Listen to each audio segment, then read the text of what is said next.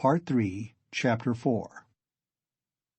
At that moment the door was softly opened, and a young girl walked into the room, looking timidly about her. Everyone turned towards her with surprise and curiosity. At first sight Raskolnikov did not recognize her. It was Sofya Semyonovna Marmeladov. He had seen her yesterday for the first time, but at such a moment, in such surroundings, and in such a dress, that his memory retained a very different image of her. Now she was a modestly and poorly dressed young girl, very young indeed, almost like a child, with a modest and refined manner, with a candid but somewhat frightened-looking face. She was wearing a very plain indoor dress, and had on a shabby, old-fashioned hat, but she still carried a parasol. Unexpectedly finding the room full of people, she was not so much embarrassed as completely overwhelmed with shyness, like a little child. She was even about to retreat. "Oh, it's you," said Raskolnikov, extremely astonished, and he too was confused. He at once recollected that his mother and sister knew through Luzhin's letter of some young woman of notorious behavior. He had only just been protesting against Luzhin's calumny and declaring that he had seen the girl last night for the first time, and suddenly she had walked in. He remembered, too, that he had not protested against the expression of notorious behavior. All this passed vaguely and fleetingly through his brain, but looking at her more intently, he saw that the humiliated creature was so humiliated that he felt suddenly sorry for her. When she made a movement to retreat in terror, it sent a pang to his heart. "I did not expect you," he said hurriedly, with a look that made her stop. "Please sit down. You come, no doubt, from Katerina Ivanovna. Allow me. Not there. Sit here." At Sonia's entrance, Razumihin, who had been sitting on one of Raskolnikov's 3 chairs, close to the door, got up to allow her to enter. Raskolnikov had at first shown her the place on the sofa where Zossimov had been sitting, but feeling that the sofa which served him as a bed was too familiar a place, he hurriedly motioned her to Razumihin's chair. "You sit here," he said to Razumihin, putting him on the sofa. Sonia sat down, almost shaking with terror, and looked timidly at the 2 ladies. It was evidently almost inconceivable to herself that she could sit down beside them. At the thought of it, she was so frightened that she hurriedly got up again, and in utter confusion addressed Raskolnikov. I have come for 1 minute. Forgive me for disturbing you," she began falteringly. "I come from Katerina Ivanovna, and she had no one to send. Katerina Ivanovna told me to beg you to be at the service in the morning at Mitrofanevsky, and then to her, to do her the honor, she told me to beg you—" Sonia stammered and ceased speaking. "I will try, certainly, most certainly," answered Raskolnikov. He too stood up, and he too faltered and could not finish his sentence. "Please sit down," he said suddenly. "I want to talk to you. You are perhaps in a hurry, but please, be so kind, spare me 2 minutes." And he drew up a chair for her.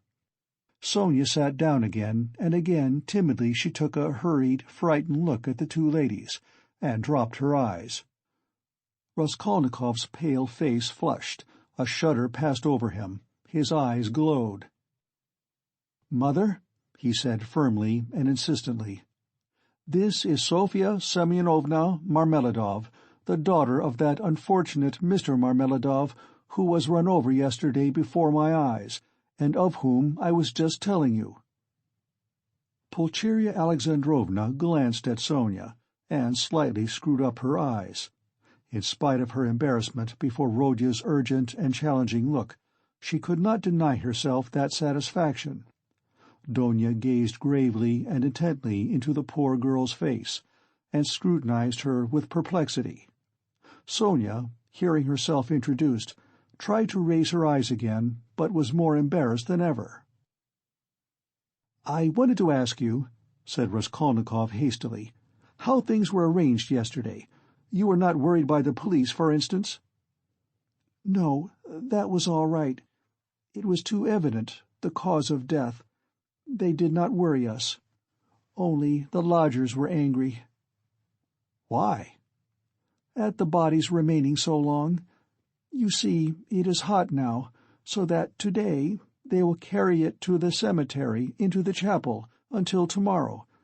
At first Katerina Ivanovna was unwilling, but now she sees herself that it is necessary." "Today, then?" "She begs you to do us the honor to be in the church tomorrow for the service, and then to be present at the funeral lunch." "She is giving a funeral lunch?" "Yes, just a little. She told me to thank you very much for helping us yesterday. But for you, we should have had nothing for the funeral." All at once her lips and chin began trembling, but with an effort she controlled herself, looking down again. During the conversation, Raskolnikov watched her carefully. She had a thin, very thin, pale little face, rather irregular and angular, with sharp little nose and chin. She could not have been called pretty, but her blue eyes were so clear, and when they lighted up there was such a kindliness and simplicity in her expression that one could not help being attracted. Her face, and her whole figure indeed, had another peculiar characteristic.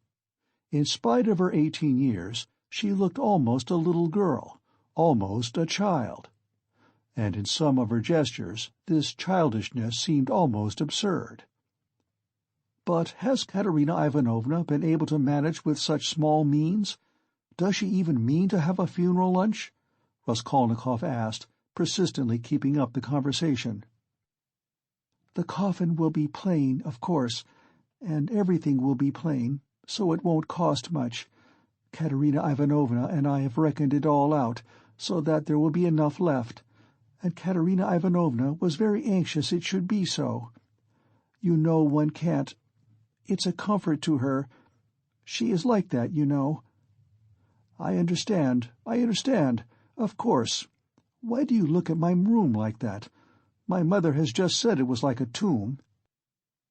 "You gave us everything yesterday," Sonia said suddenly in reply, in a loud, rapid whisper, and again she looked down in confusion. Her lips and chin were trembling once more. She had been struck at once by Raskolnikov's poor surroundings, and now these words broke out spontaneously. A silence followed. There was a light in Donia's eyes, and even Pulcheria Alexandrovna looked kindly at Sonia. "Rodya," she said, getting up, "we shall have dinner together, of course. Come, Donia. And you, Rodya, had better go for a little walk, and then rest and lie down before you come to see us. I am afraid we have exhausted you." Yes, I'll come," he answered, getting up fussily. "But I have something to see to." "But surely you'll have dinner together," cried Razumihin, looking in surprise at Raskolnikov. "What do you mean?" Yes, I am coming. Of course. And you stay a minute. You do not want him just now, do you, Mother? Or perhaps I am taking him from you." "Oh, no. And will you, Dmitri Prokofitch, do us the favor of dining with us?" "Please do," added Donia. Razumihin bowed, positively radiant. For one moment they were all strangely embarrassed. "Goodbye, Rodya, that is, till we meet. I do not like saying goodbye. Goodbye, Nastasia. Ah, I have said goodbye again." Pulcheria Alexandrovna meant to greet Sonia too, but it somehow failed to come off, and she went in a flutter out of the room. But Avdotya Romanovna seemed to await her turn, and, following her mother out, gave Sonia an attentive, courteous bow. Sonia, in confusion, gave a hurried, frightened curtsy. There was a look of poignant discomfort in her face, as though Avdotya Romanovna's courtesy and attention were oppressive and painful to her. "Donia, good-bye," called Raskolnikov in the passage. "Give me your hand." "Why, I did give it to you. Have you forgotten?" said Donia, turning warmly and awkwardly to him. "Never mind, give it to me again." And he squeezed her fingers warmly. Donia smiled, flushed, pulled her hand away, and went off quite happy. "Come, that's capital," he said to Sonia, going back and looking brightly at her. "God give peace to the dead, the living have still to live. That is right, isn't it?" Sonia looked surprised at the sudden brightness of his face. He looked at her for some moments in silence. The whole history of the dead father floated before his memory in those moments. "Heavens, Donia," Pulcheria Alexandrovna began as soon as they were in the street, "I really feel relieved myself at coming away, more at ease. How little did I think yesterday in the train that I could ever be glad of that. I tell you again, Mother, he is still very ill. Don't you see it? Perhaps worrying about us upset him. We must be patient, and much, much can be forgiven." "Well, you were not very patient." Pulcheria Alexandrovna caught her up, hotly and jealously. "Do you know, Donia, I was looking at you two. You are the very portrait of him, and not so much in face as in soul. You are both melancholy, both morose and hot-tempered, both haughty and both generous. Surely he can't be an egotist, Donia? Eh? When I think of what is in store for us this evening, my heart sinks." "Don't be uneasy, Mother. What must be, will be. Donia, only think what a position we are in. What if Pyotr Petrovitch breaks it off?" Poor Pulcheria Alexandrovna blurted out incautiously. "He won't be worth much if he does," answered Donia sharply and contemptuously. "We did well to come away," Pulcheria Alexandrovna hurriedly broke in. "He was in a hurry about some business or other. If he gets out and has a breath of air— It is fearfully close in his room. But where is one to get a breath of air here?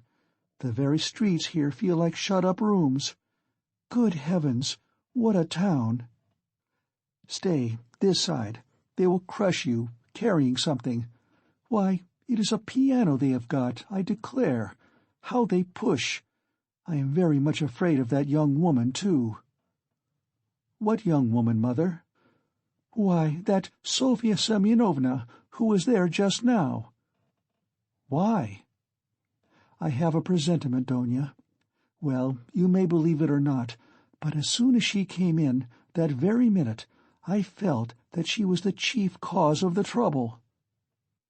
"Nothing of the sort!" cried Donia in vexation. "What nonsense, with your presentiments, Mother!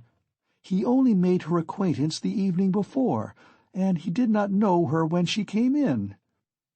"Well, you will see. She worries me. But you will see, you will see. I was so frightened. She was gazing at me with those eyes.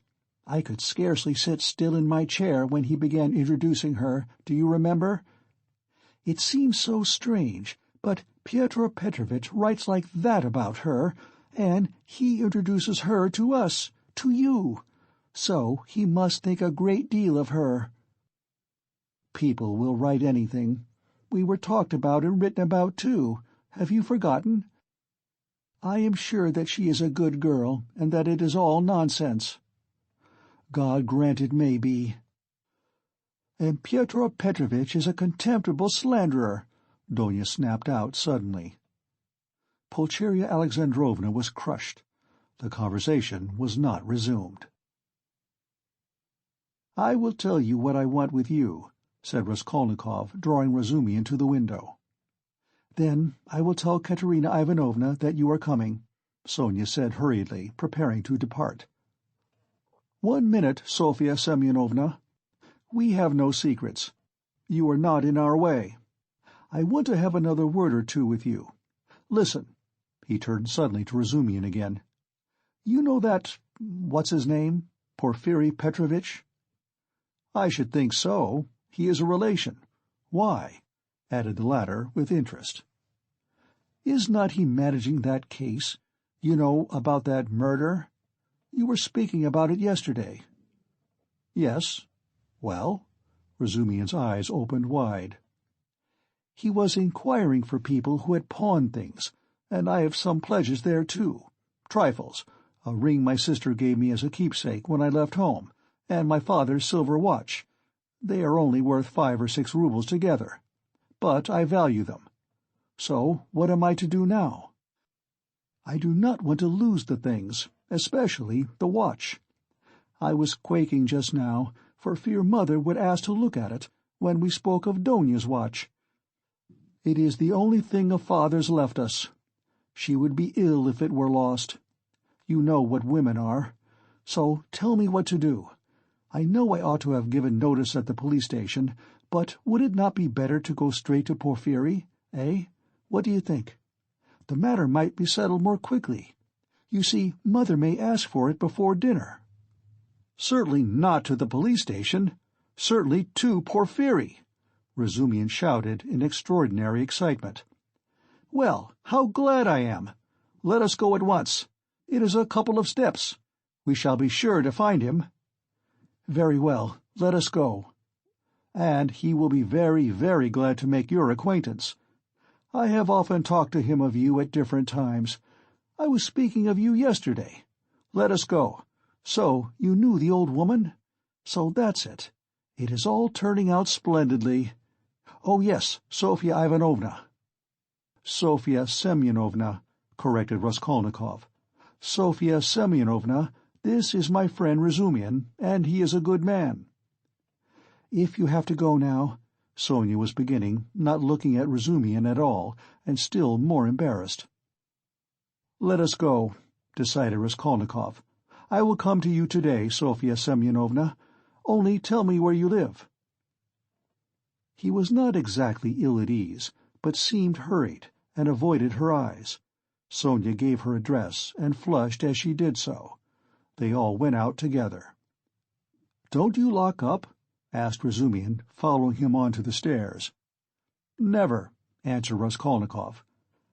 "I have been meaning to buy a lock for these 2 years. People are happy who have no need of locks," he said, laughing to Sonia. They stood still in the gateway. "Do you go to the right, Sofya Semyonovna? How did you find me, by the way?" he added, as though he wanted to say something quite different. He wanted to look at her soft, clear eyes, but this was not easy. "Why, you gave your address to Polenka yesterday." "Polenka? Oh, yes, Polenka. That is the little girl. She is your sister? Did I give her the address?" "Why, had you forgotten?" "No, I remember." "I had heard my father speak of you, only I did not know your name, and he did not know it. And now I came, and as I had learnt your name, I asked today, 'Where does Mr. Raskolnikov live?' I did not know you had only a room, too. Good-bye, I will tell Katerina Ivanovna." She was extremely glad to escape at last. She went away looking down, hurrying to get out of sight as soon as possible, to walk the 20 steps to the turning on the right, and to be at last alone, and then moving rapidly along, looking at no one, noticing nothing, to think, to remember, to meditate on every word, every detail. Never, never had she felt anything like this. Dimly and unconsciously a whole new world was opening before her. She remembered suddenly that Raskolnikov meant to come to her that day, perhaps at once. "Only not today, please, not today," she kept muttering with a sinking heart, as though entreating someone like a frightened child. "Mercy, to me, to that room, he will see. Oh, dear!" She was not capable at that instant of noticing an unknown gentleman who was watching her and following at her heels.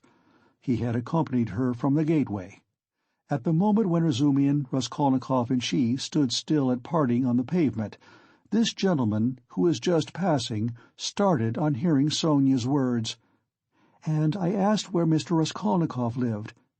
He turned on a rapid but attentive look upon all three, especially upon Raskolnikov, to whom Sonia was speaking, then looked back and noted the house. All this was done in an instant as he passed, and trying not to betray his interest, he walked on more slowly as though waiting for something. He was waiting for Sonia. He saw that they were parting and that Sonia was going home. Home? Where? I've seen that face somewhere, he thought. I must find out. At the turning he crossed over, looked round and saw Sonia coming the same way, noticing nothing. She turned the corner. He followed her on the other side. After about 50 paces he crossed over again, overtook her and kept 2 or 3 yards behind her. He was a man about 50, rather tall and thickly set, with broad high shoulders which made him look as though he stooped a little. He wore good and fashionable clothes, and looked like a gentleman of position. He carried a handsome cane, which he tapped on the pavement at each step. His gloves were spotless. He had a broad, rather pleasant face, with high cheekbones and a fresh color, not often seen in Petersburg. His flaxen hair was still abundant, and only touched here and there with gray, and his thick square beard was even lighter than his hair. His eyes were blue, and had a cold and thoughtful look. His lips were crimson. He was a remarkably well-preserved man, and looked much younger than his years. When Sonia came out on the canal bank, they were the only 2 persons on the pavement. He observed her dreaminess and preoccupation. On reaching the house where she lodged, Sonia turned in at the gate. He followed her, seeming rather surprised. In the courtyard she turned to the right corner. "Bah!" muttered the unknown gentleman, and mounted the stairs behind her. Only then Sonia noticed him. She reached the 3rd story, turned down the passage, and rang at number 9. On the door was inscribed in chalk, "Kapernaumov, tailor." "Bah!" the stranger repeated again, wondering at the strange coincidence, and he rang next door at number 8. The doors were 2 or 3 yards apart. "You lodge at Kapernaumov's," he said, looking at Sonia and laughing. "He altered a waistcoat for me yesterday.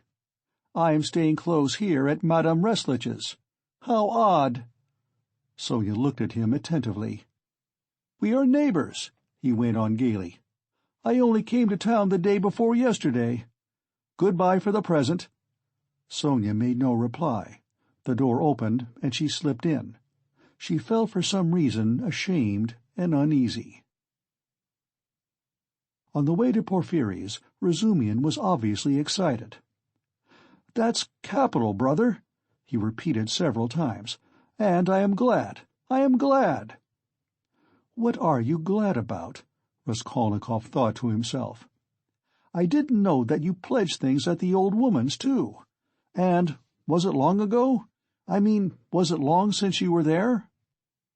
What a simple-hearted fool he is." "When was it?" Raskolnikov stopped still to recollect. 2 or 3 days before her death, it must have been.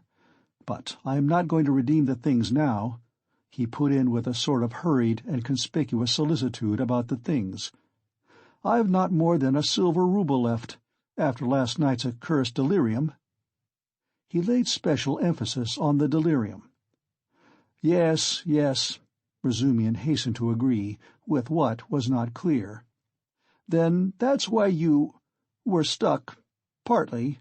You know, in your delirium you were continually mentioning some rings or chains. Yes, yes, that's clear. It's all clear now." Hullo, how that idea must have got about among them. Here this man will go to the stake for me, and I find him delighted at having it cleared up why I spoke of rings in my delirium. What a hold the idea must have on all of them. "Shall we find him?" he asked suddenly. "Oh, yes," Razumihin answered quickly. "He is a nice fellow, you will see, brother. Rather clumsy, that is to say, he is a man of polished manners, but I mean clumsy in a different sense. He is an intelligent fellow, very much so indeed, But he has his own range of ideas. He is incredulous, skeptical, cynical. He likes to impose on people, or rather to make fun of them. His is the old circumstantial method. But he understands his work thoroughly. Last year he cleared up a case of murder in which the police had hardly a clue. He is very, very anxious to make your acquaintance." "On what grounds is he so anxious?" "Oh, it's not exactly— You see, since you've been ill, I happen to have mentioned you several times. So when he heard about you, about your being a law student and not able to finish your studies, he said, 'What a pity,' and so I concluded, from everything together, not only that. Yesterday Zametov, you know, Rodya, I talked some nonsense on the way home to you yesterday when I was drunk. I am afraid, brother, of your exaggerating it, you see." "What? That they think I am a madman?" "Maybe they are right," he said with a constrained smile.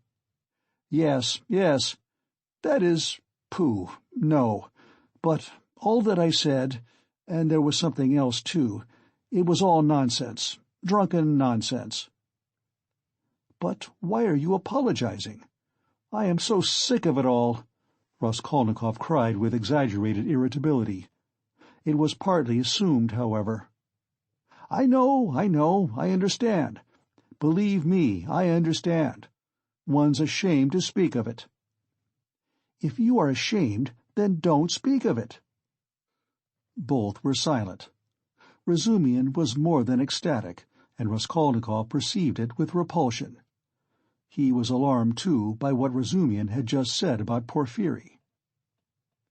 "Shall have to pull a long face with him, too," he thought, with a beating heart, and he turned white. "And do it naturally, too. But the most natural thing would be to do nothing at all. Carefully do nothing at all. No, carefully would not be natural again. Oh well, we shall see how it turns out. We shall see directly. Is it a good thing to go or not? The butterfly flies to the light. My heart is beating, that's what's bad."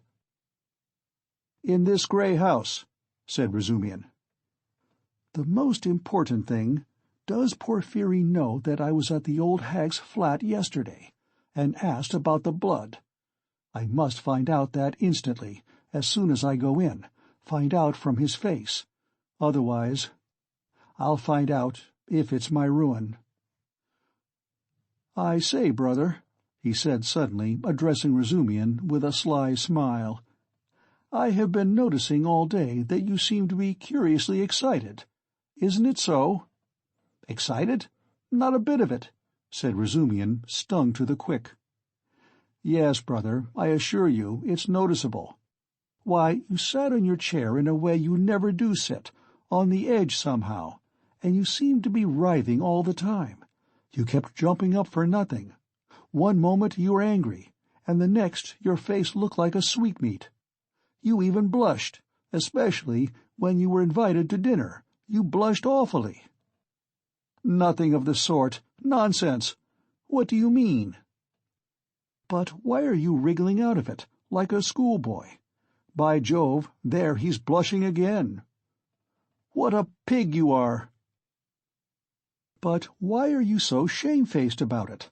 Romeo! Stay, I'll tell you of today. Ha, ha, ha!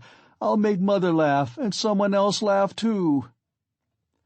Listen, this is serious. What next, you fiend?" Razumian was utterly overwhelmed, turning cold with horror. "What will you tell them? Come, brother. Phoo, what a pig you are!" "You are like a summer rose. And if only you knew how it suits you. A Romeo over 6 foot high. And how you've washed today! You cleaned your nails, I declare, eh? That's something unheard of. Why, I do believe you've got pomatum on your hair. Bend down." "Pig!" Raskolnikov laughed as though he could not restrain himself. So laughing, they entered Porfiri Petrovitch's flat. This is what Raskolnikov wanted. From within they could be heard laughing as they came in, still guffawing in the passage. "Not a word here, or I'll brain you," Razumihin whispered furiously, seizing Raskolnikov by the shoulder. End of Part 3, Chapter 4.